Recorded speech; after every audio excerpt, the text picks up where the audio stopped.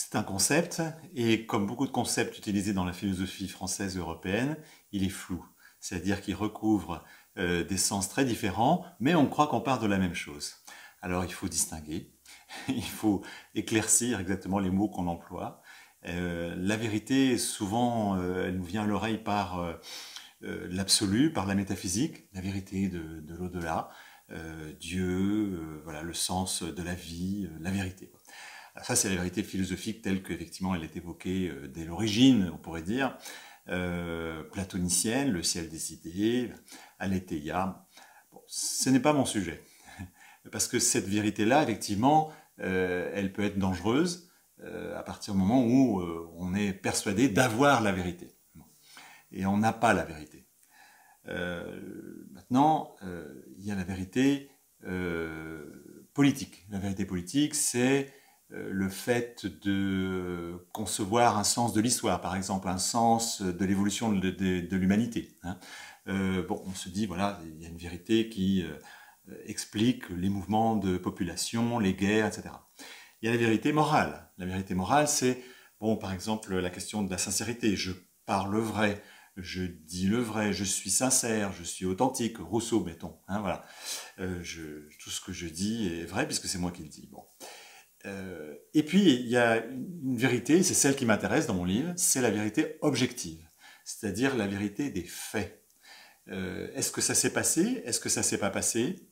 Est-ce qu'on peut affirmer qu'une chose a eu lieu dans le passé ou dans le présent et qui fait l'objet de ce qu'on appelle aussi le fact-checking, c'est-à-dire on vérifie les faits. Et là, on n'a pas cette vérité, on la trouve, c'est-à-dire que ça suppose une enquête, on la cherche, hein, et on obtient la vérité. Mais ça suppose effectivement une démarche, pas forcément intellectuelle, mais une démarche en tout cas existentielle qui fait que je veux savoir ce qui s'est passé. Je veux savoir ce qui s'est passé dans la vie d'un tel, je veux savoir ce qui s'est passé dans ce qu'on me raconte de la politique, je sais pas moi, nationale ou internationale.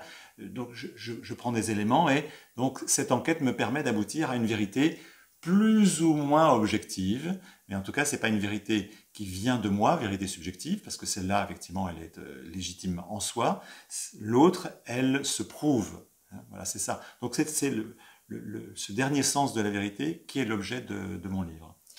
Vérité alternative, alors c'est une expression qui est venue particulièrement depuis 2016, depuis l'emploi qu'en a fait la conseillère de Trump, Kellyanne Conway, qui, alors qu'elle devait justifier une contre-vérité, qui était le nombre de personnes qui étaient venues assister à l'investiture de Donald Trump, et que Donald Trump revendiquait être beaucoup plus important que celui d'Obama, ce qui était vraiment une contre-vérité à l'œil nu, on pouvait observer ça, et elle se défend et elle dit bon, c'est une vérité alternative, c'est un fait, alternative fact.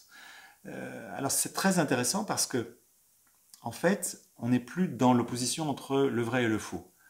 Elle ne dit pas c'est vrai, j'ai raison, et vous avez tort, c'est faux. Elle dit simplement chacun sa vision. Bon, alors on pourrait dire c'est une forme de relativisme, hein, chacun sa vérité. Bon. Mais pour les faits objectifs, ça marche pas. Il y a une vérité qu'on peut prouver. On peut compter le nombre de personnes qui étaient là. Voilà. Alors ça c'est la vérité alternative. Et je dirais que ça a été le symptôme, cette expression. C'est pas à cause de Kellyanne Conway ou à cause de Donald Trump qu'on est arrivé à ce relativisme-là, mais ça a été le symptôme d'un grand changement qui avait été repéré, par exemple, par des Américains dans ce qu'ils appellent l'emploi du bullshit, le fait de raconter un peu n'importe quoi, ou finalement, peu importe que ce soit vrai, que ce soit faux, l'essentiel c'est de faire un narratif. Et bien plus en amont, et ça c'est l'objet de mon livre, c'est d'enquêter sur au fond, le fait que ce relativisme et cette disqualification surtout de la vérité ont été engagés depuis, je dirais, 40-50 ans. Donc j'essaye de repérer, de faire cette archéologie de la disqualification de la vérité en Europe et aux États-Unis, qui aboutit effectivement à ce qu'aujourd'hui, donc on peut diffuser des fake news, comme on dit, c'est-à-dire des faux semblants, des contre-vérités. Ça a l'apparence de vérité, mais c'est pas une vérité. Et donc on est en fait dans le mensonge et la manipulation permanent. grâce à cette option qui est de dire, au fond, on se dégage de l'opposition entre vérité et mensonge pour être dans, effectivement, l'alternatif. Chacun peut broder, et c'est ça, au fond, c'est fictionner la réalité. En fait, on observe de plus en plus que les personnes vivent dans des bulles épistémiques. C'est-à-dire des bulles épistémiques, c'est-à-dire au fond que chacun a des sources d'informations qui sont très limitées, enfin en tout cas très identifiées. Aux États-Unis, les uns vont s'informer par Fox News, les autres par CNN, et chacun va avoir confirmation de ce qu'il perçoit, de ce qu'il croit de la réalité. Et ces croyances, en fait, vont moduler les faits. C'est-à-dire qu'il y a des faits, mais ils vont être filtrés dans ces bulles épistémiques. Ils vont être filtrés pour s'adapter à la croyance et au discours. Alors que ça devrait être le contraire. Le fait devrait modifier notre croyance. Bon.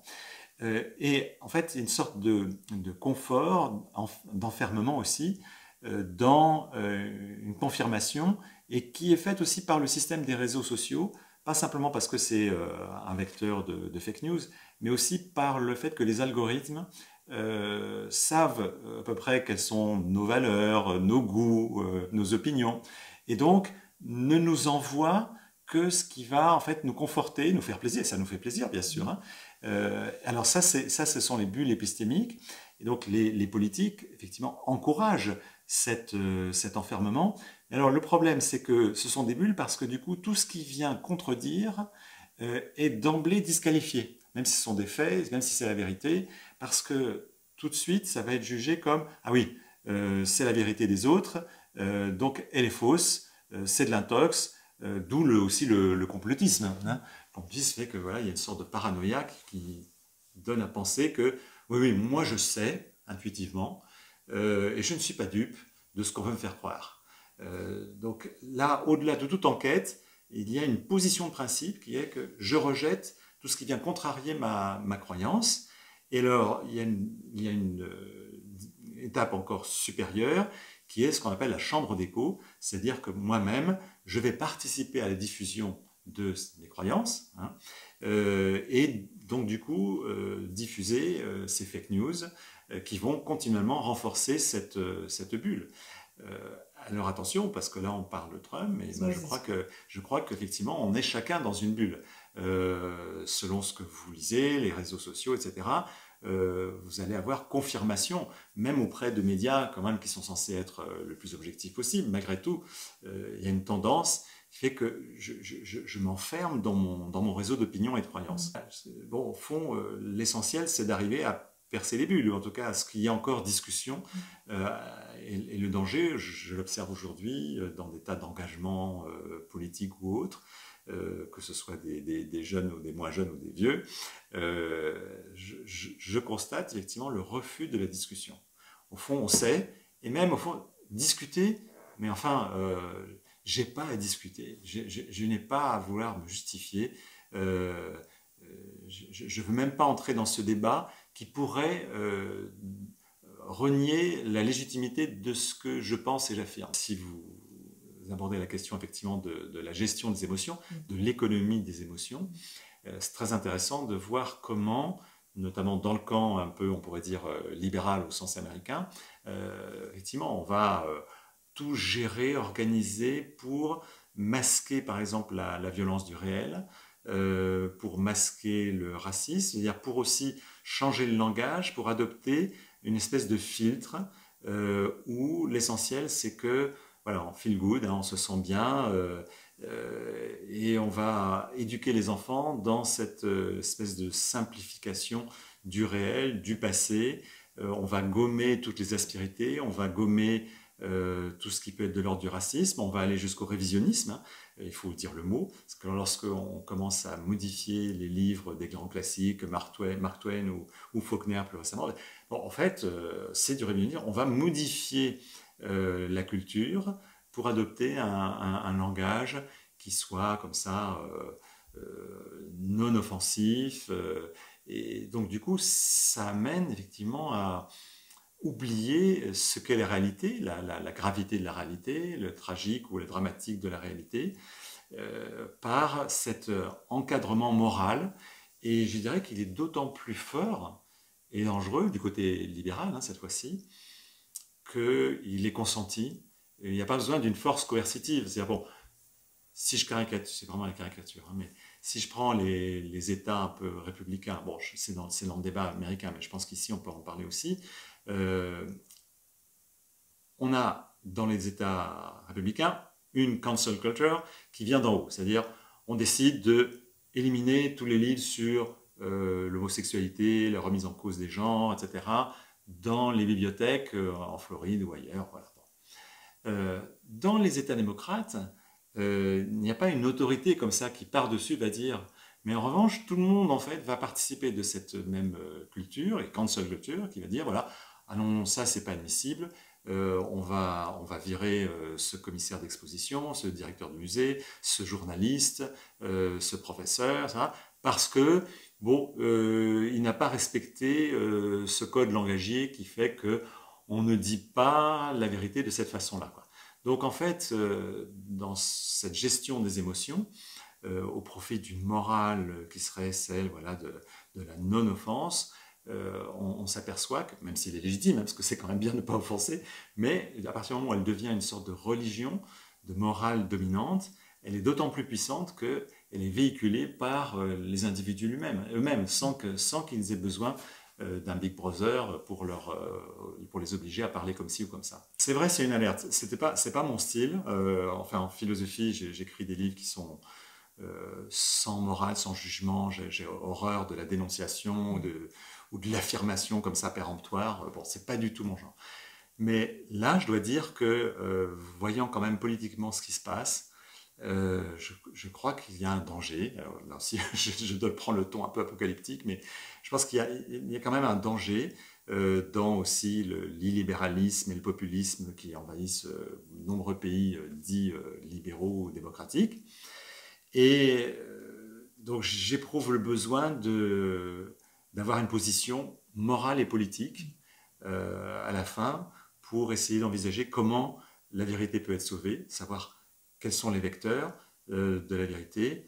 Je ne sais pas si on peut en parler, mais bon, voilà, le fait de l'indignation devant le mensonge, mais aussi le souci de l'enquête, le souci de la discussion, que c'est absolument nécessaire face à, effectivement, une post-vérité qui permet toutes les manipulations. On est vraiment dans le domaine de la manipulation généralisée, quoi. Et ça, c'est assez effrayant. Alors, je le constate aux États-Unis, mais comme aussi le pire comme le meilleur, mais les États-Unis arrivent toujours à un moment donné ou à un autre en Europe. Je crois qu'effectivement, il est temps d'alerter, tout en faisant notre aussi examen de conscience, c'est-à-dire voir comment, depuis 40-50 ans, on a joué avec la notion de vérité pour la disqualifier, pour en faire une fiction. Et peut-être a-t-on jeté le bébé avec l'eau du bain, c'est-à-dire que pour casser la vérité universelle, métaphysique, etc., du coup, on a abandonné la vérité elle-même et au profit bon, de l'artifice complet, du fait qu'il n'y a jamais de vérité, il n'y a que des interprétations. Bon, bien sûr, il y a des interprétations, heureusement, mais il y a quand même aussi des faits. Et objectivement, on peut dire ça s'est passé, même si ensuite on l'interprète, on l'explique différemment. Et c'est même cette possibilité de dire que ça s'est passé qui est remise en cause aujourd'hui. Je crois déjà quand même que c'est important d'arriver à faire valoir plusieurs points de vue pour qu'il y ait discussion. Plusieurs points de vue, ça peut sembler dire chacun sa vérité. Non, parce que si c'est chacun sa vérité, on est chacun dans sa bulle, c'est je te respecte, je sais que tu penses ça, moi je pense pas du tout ça, mais c'est ton affaire. Hein. Tu dis je pense, je sens, je ressens ce que je suis, voilà, je te laisse. Non, ça c'est un relativisme qui ne permet pas de faire revenir la vérité.